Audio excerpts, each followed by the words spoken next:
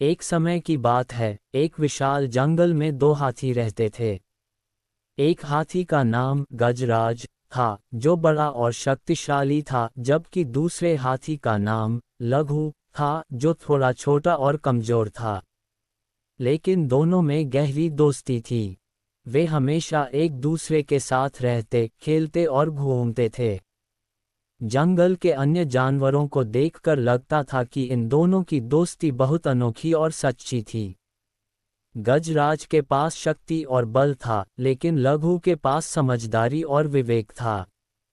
दोनों एक दूसरे के गुणों का आदान प्रदान करते और एक दूसरे से बहुत कुछ सीखते थे।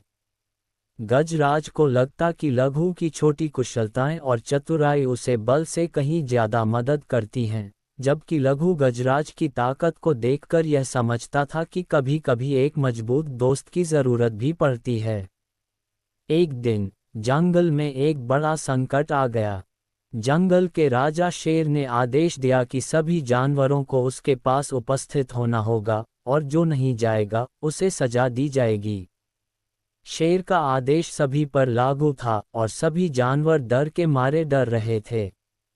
लेकिन गजराज और लघु इस आदेश से चिंतित नहीं हुए। दोनों ने सोचा कि वे इस समस्या का समाधान किसी न किसी तरीके से निकाल सकते हैं। गजराज ने लघु से कहा, हमें शेर के पास जाना ही होगा, लेकिन हमें समझदारी से काम करना होगा। लघु ने जवाब दिया, हमें उसकी ताकत से नहीं डरना चाहिए। मैं एक योजना बनाता हूँ। तुम मुझे अपनी ताकत और साहस से मदद दो, और हम शेर को मात देंगे। दोनों ने मिलकर एक योजना बनाई। गजराज और लघु शेर के पास पहुँचे। शेर ने उनकी तरफ गुस्से से देखा और बोला, तुम दोनों यहाँ क्यों आए हो? क्या तुम मेरे आदेशों का पालन नहीं करना चाहते? गजराज ने कहा, हम आपके आदेशों का सम्मान करते हैं, लेकिन हम चाहते हैं कि आप हमें अपनी शक्ति का सही इस्तेमाल सिखाएं, न कि डर का। शेर हंसा और बोला, तुम दोनों बहुत बड़े होशियार हो, लेकिन मैं जंगल का राजा हूँ।